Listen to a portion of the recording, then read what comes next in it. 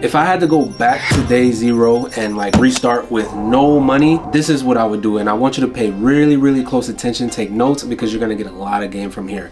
The first thing that I would do is I would go ahead and look at my credit profile. Now you can literally do this through the Experian app. You can go to freecreditreport.com, pull out your credit report, and really get a basis of where you are today and what you need to do in order to fix that credit. In some cases, you have no credit and you need to literally build from the ground up. But in some cases, like your credit is not that bad. You're actually like up here, but your score is just low because you have like one late payment or something that needs to be removed. So I would get with a credit repair person and literally just have them work with me on my credit score so I can get it as optimal as possible.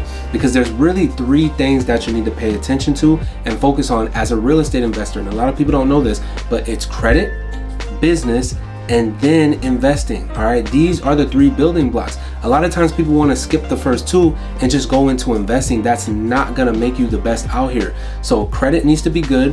Why? Because OPM, the game of Monopoly, does not start until the banks hand out the money. All right, and a lot of people can't get the money because their credit sucks. There's 2 ways that you can go ahead and get business credit. One is just use your personal credit, which we call PG, right? You can personal guarantor this loan or business credit card, and the bank will literally just give you the money, right? Now, number 2 is you can just go based off of your EIN. So even if your personal credit sucks, we can start building business credit. All right, so there's 2 routes that you're going to be able to take. Now, the fastest route is going to just be to get your personal credit fixed, walk into the bank and say, hey, I'm good for it. All right, cool, here's the business credit, right? We're doing a crap ton of deals right now with using just business credit cards to close on these deals. Even with tax deeds, we're using business credit cards, OPM, other people's money all day. Now, number 2 is business. All right, we talked about credit and now we're talking about business. What do I mean by business? One, you just need to have one, right? Go ahead and start a company, start an LLC. Why? Because this is going to take, one, the liability off of you, right? You have to protect yourself. And when you're starting to go out here and buy real estate, you don't want your personal name on these things, right? And sometimes we go so far into this thing that we might start opening up some companies in haven states like Wyoming. We may open up some trusts to own real estate. Like the rabbit hole really goes deep. But step 1 for you starting out is just going to be go ahead and start an LLC so that you can get started.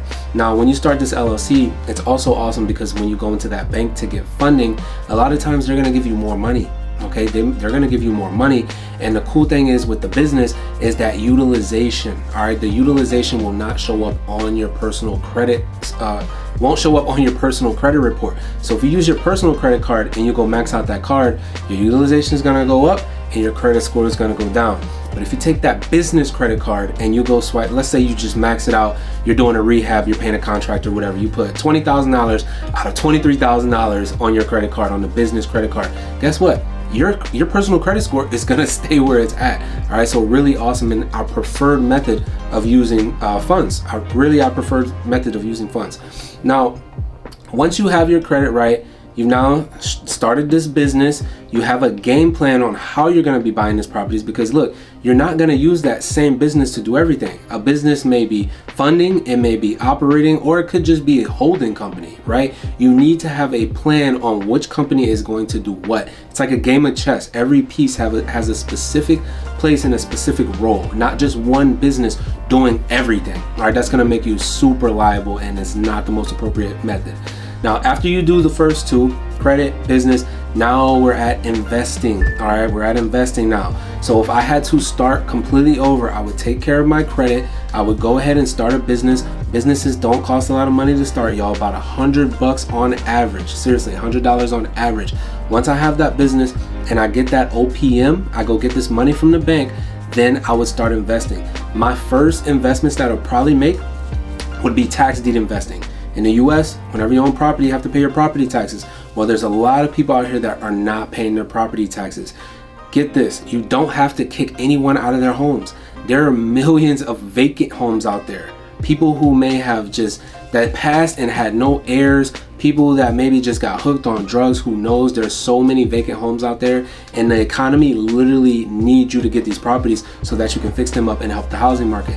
I've gotten houses for just $500, houses for just $2,000, $3,000. So that's gonna be one of the most affordable ways for you to jump into real estate. Now, on top of this, we have what we call wholesale. You can literally wholesale these tax deeds before auction ever comes up. We go and we get these properties under contract with the homeowners that are still alive and that we can contact. We get them under contract and we'll sell them to our buyers. We'll assign them to our buyers and we'll make literally $20,000, $30,000, $40,000, $50,000 just by signing contracts. All right, wholesale is an amazing strategy. So there you have it. If I had to start over, that's what I would do. I would fix my credit, go ahead and start a company, and then I would start investing.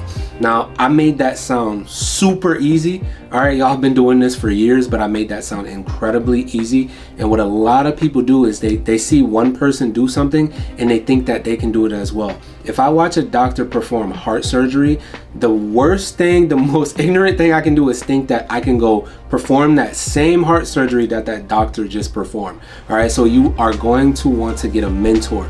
And that's the one thing I did not say. I would get a mentor before I did any of that. The reason I didn't say is because I have the experience, or I've actually done it already. But if I have not done this and I have absolutely no idea what I'm gonna do, I would get a mentor to guide me from point A to point B.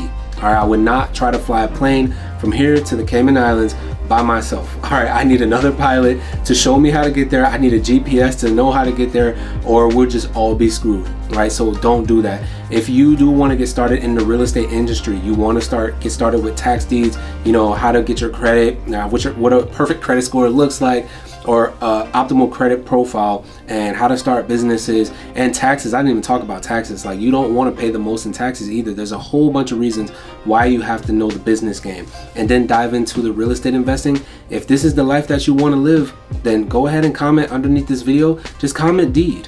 Comment deed underneath this video. Myself and my team are going to reach out to you and tell you exactly how you can get from where you are to where you want to be. Y'all take care.